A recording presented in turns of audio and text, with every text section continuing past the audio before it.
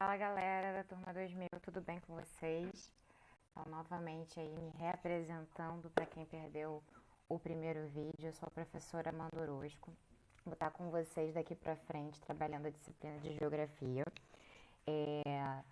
Queria agradecer a vocês pela confiança, pela oportunidade, dizer que eu estou muito animada e esperançosa de que, apesar da gente ter tido todos esses desafios que essa pandemia nos colocou, eu acho que a gente tem muito potencial e muito material para trabalhar.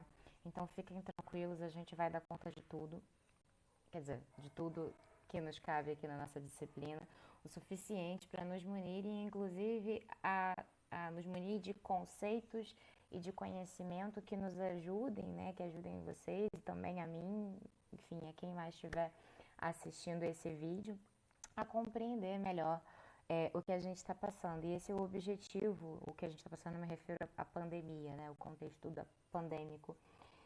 Porque a pandemia está muito relacionada à geografia, né? Ela nos coloca alguns desafios que a nossa ciência trabalha.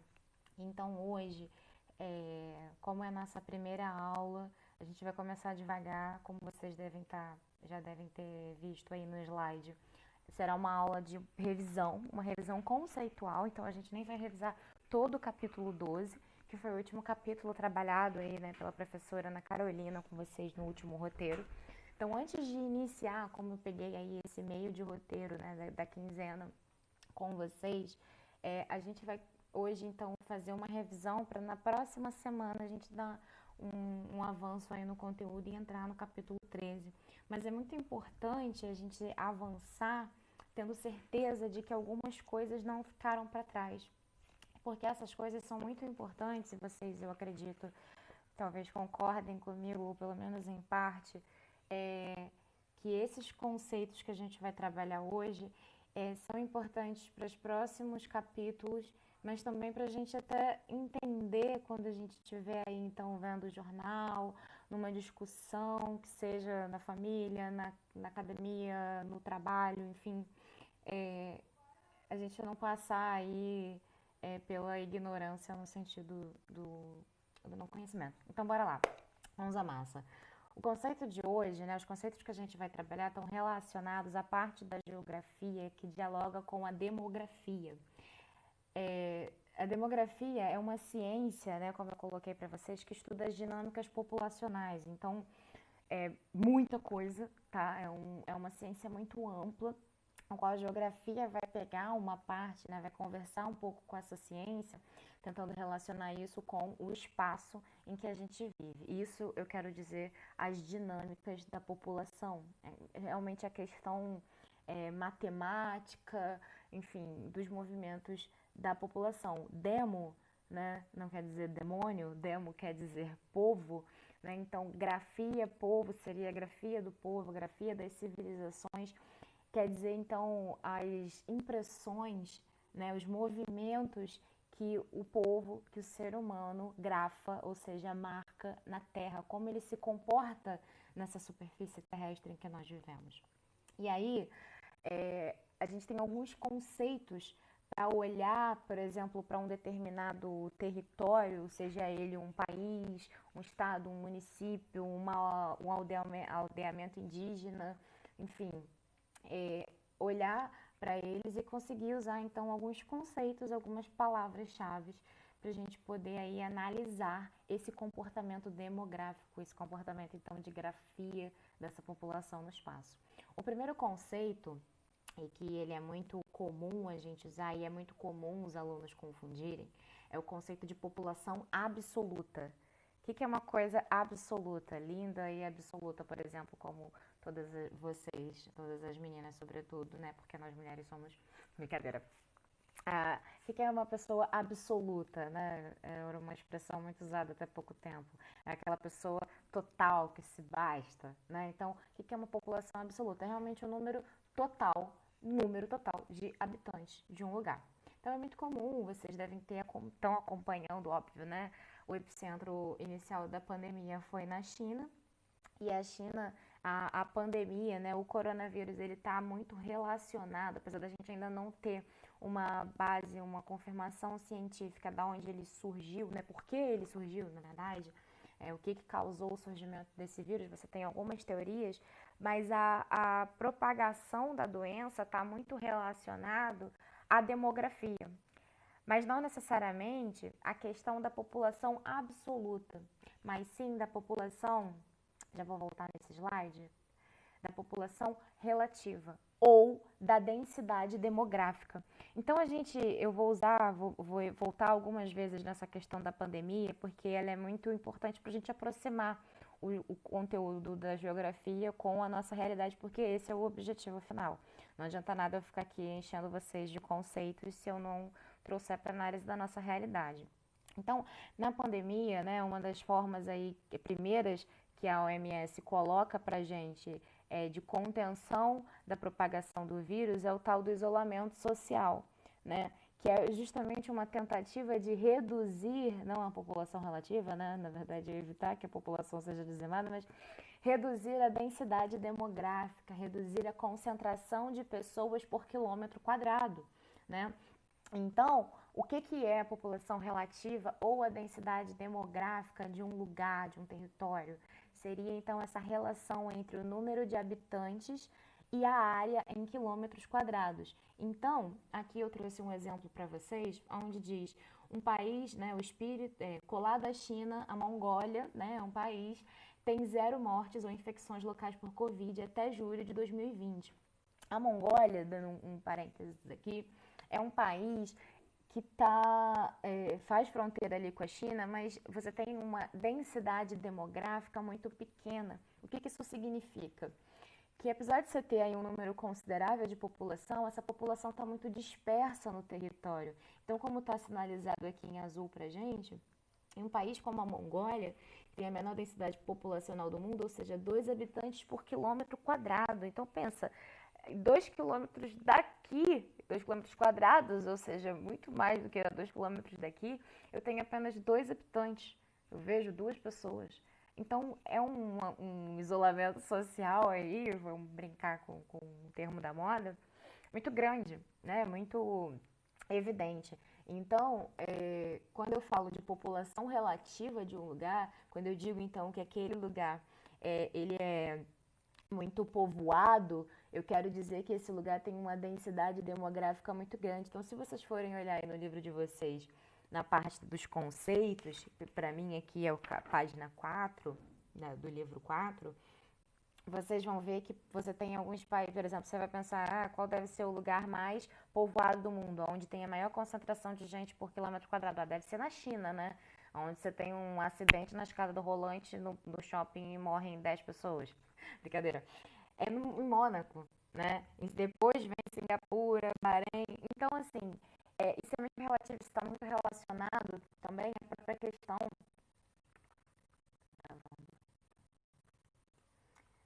Está muito relacionado à própria questão da urbanização, enfim, outras coisas que aí a gente vai trabalhar nos próximos capítulos para tentar compreender.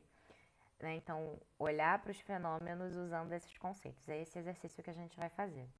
Então, voltando aqui, como eu prometi no gráfico, a gente tem, por exemplo, aqui, botar no Google população mundial, você vai se dar de cara aqui com esse gráfico. Esse gráfico mostra, então, as 3 maiores populações absolutas, ou seja, número de habitantes que existe, independente desses habitantes estarem próximos ou separados um do outro.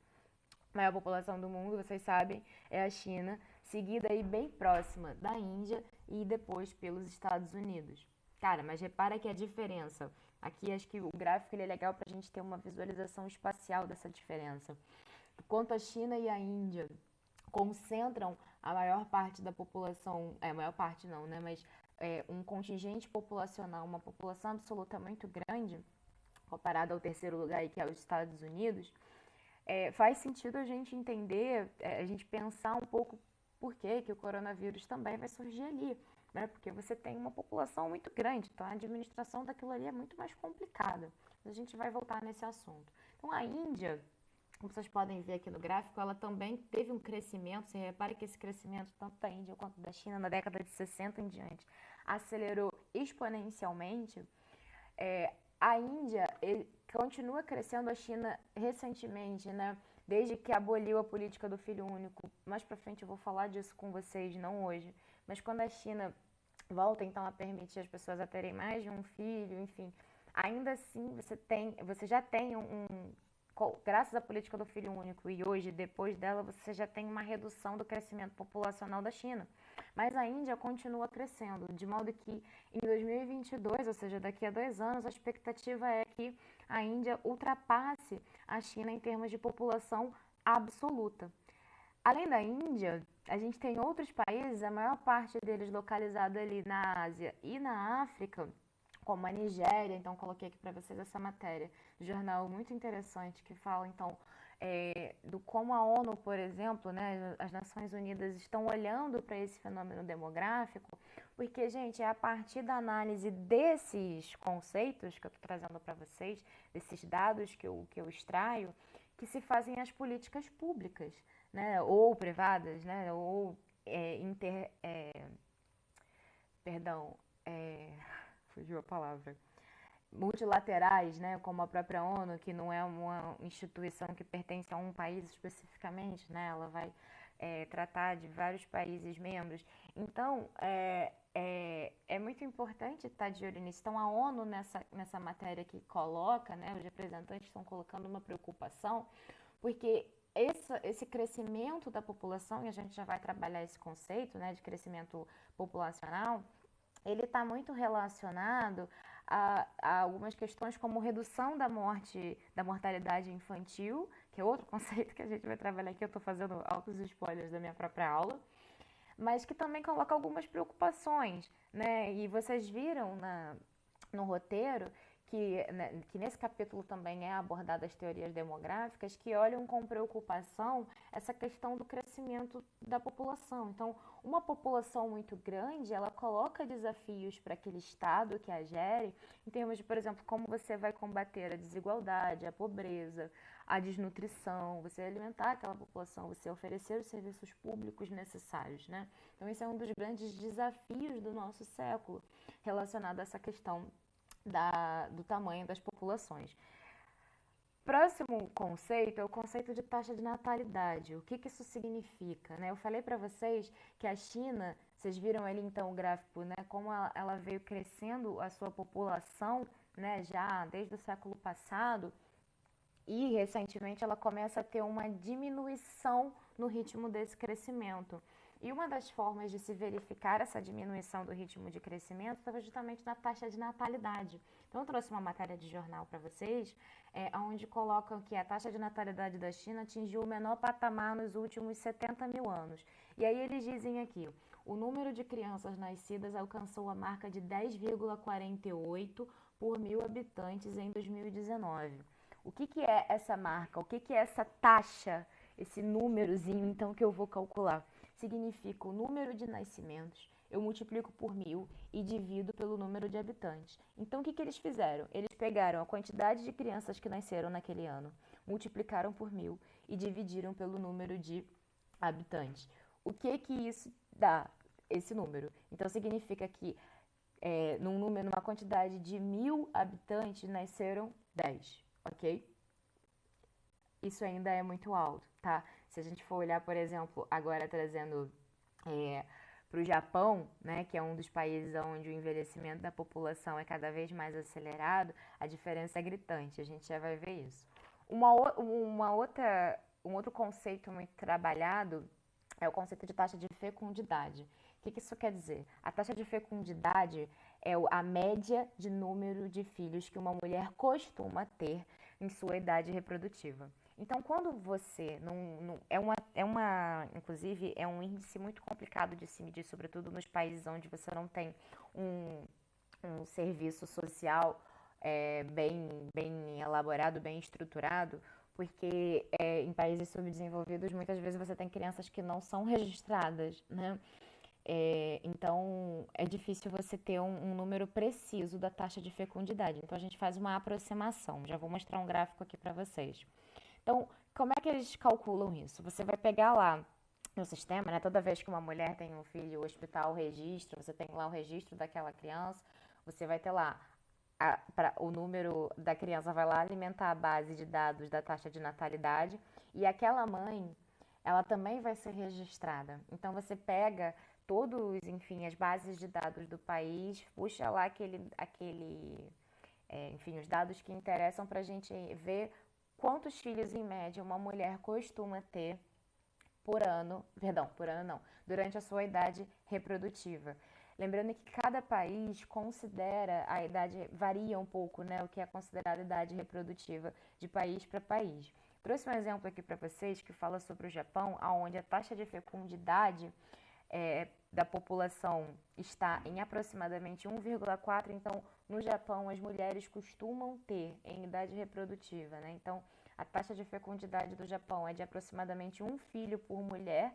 Então, durante toda a sua vida, as mulheres tendem a ter um único filho no Japão. A gente olhar aqui esse gráfico que também está no livro de vocês, vai ver que na Nigéria, por exemplo, você tem uma média de 6 filhos por mulher durante toda a sua vida. Então, a média mundial fica aí entre 2,5 filhos por mulher no mundo, né? Então, 2,5 não é que você vai ter 2,5 filhos, né? Você tem 2 filhos a 3 filhos, certo? Mas existem lugares no mundo onde você tem 6. Ah, professora, mas eu conheço a minha vizinha, ela teve 19 filhos. Vai entrar na estatística e a gente vai fazer essa média, ok? Então, é uma média.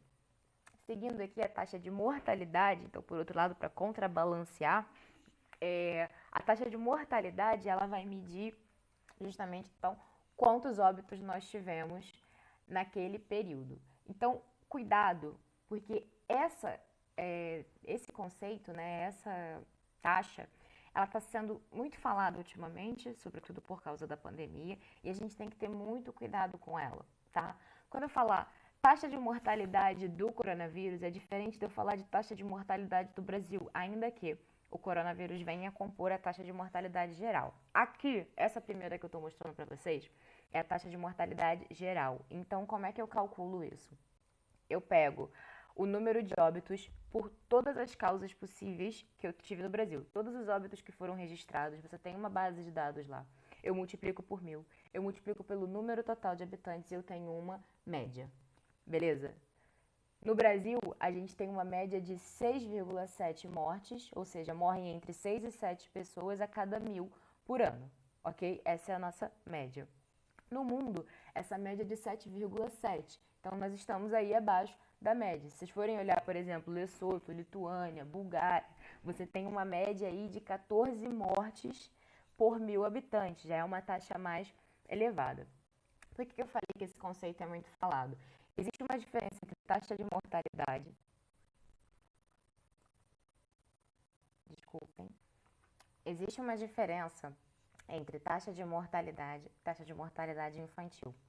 A taxa de mortalidade infantil é um dos índices mais utilizados, né, um dos índices mais importantes, na verdade, para a gente medir, para a gente avaliar a qualidade de vida da população em determinado lugar.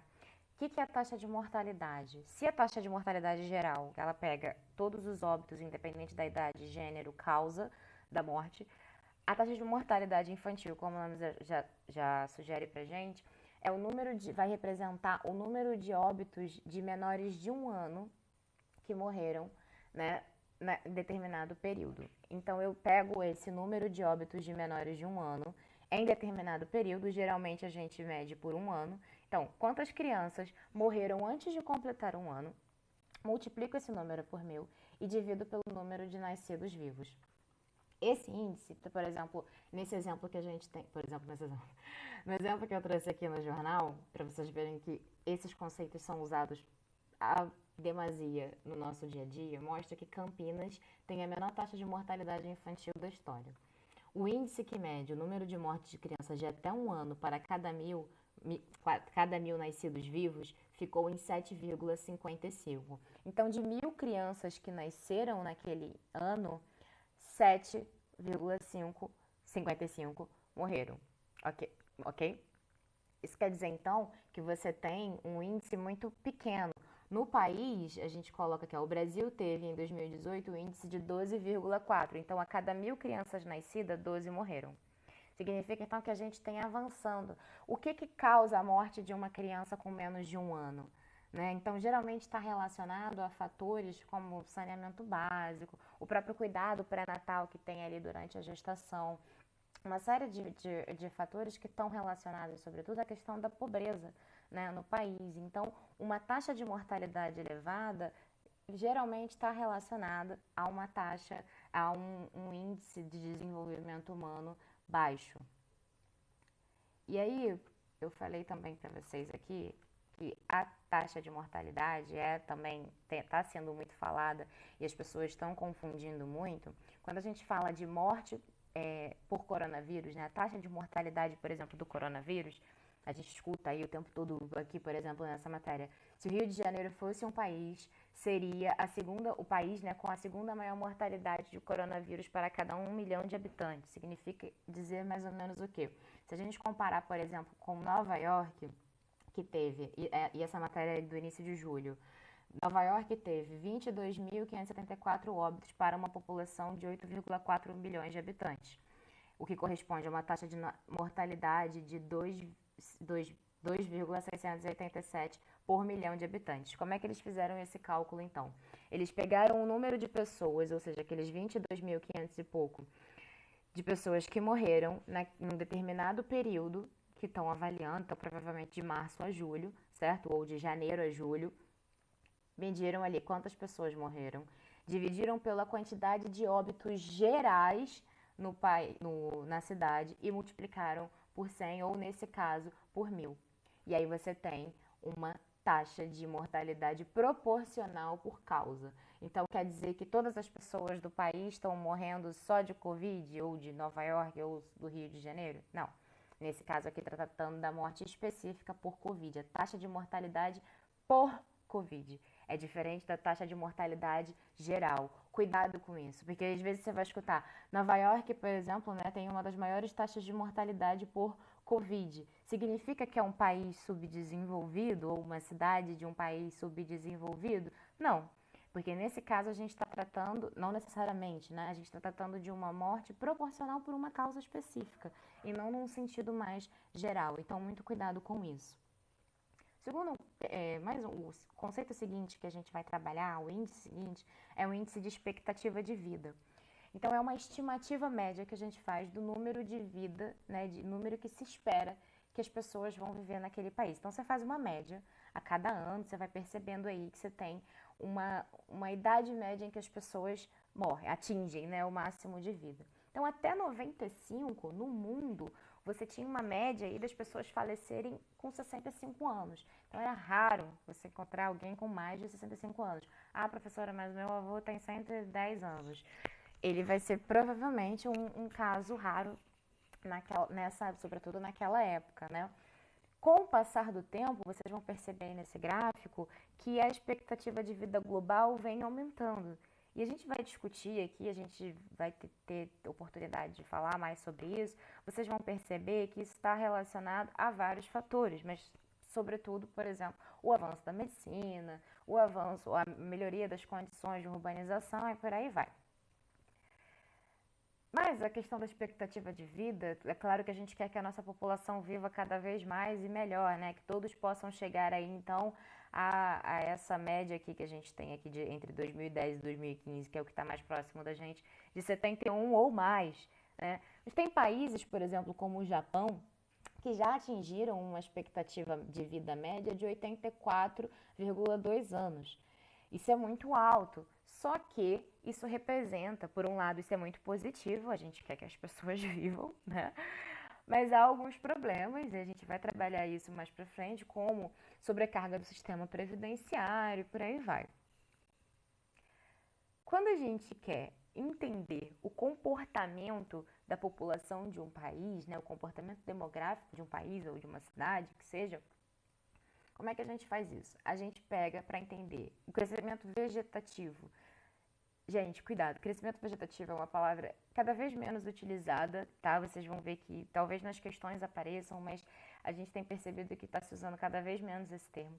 Mas crescimento vegetativo é a diferença entre mortalidade e natalidade. Então, a população de Cabo Frio ou de Guaba nasceram tantas crianças, morreram tantas crianças. Ou pessoas, né, na verdade, porque aí não é só crianças. Eu faço então uma diferença simples e eu digo, a população cresceu mais ou menos nesse ritmo. Só que, cara, não é sempre assim.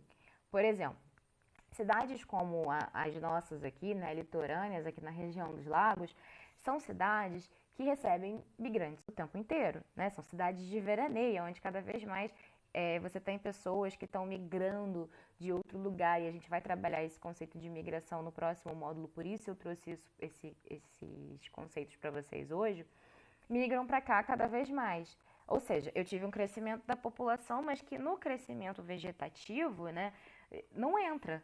O crescimento vegetativo só compreende natalidade e mortalidade. Então, o que a gente usa para ter uma análise mais próxima da realidade?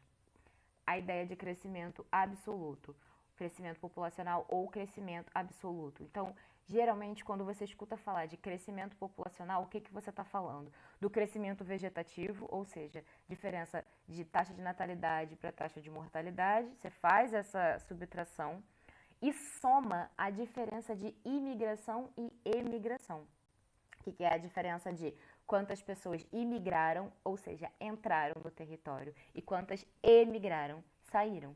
Fazendo essa diferença, eu tenho então um número mais real do crescimento populacional, porque eu sei a diferença de quantos nasceram, quantos morreram, aí eu sei qual foi o acréscimo que eu tive de vida, vamos colocar assim.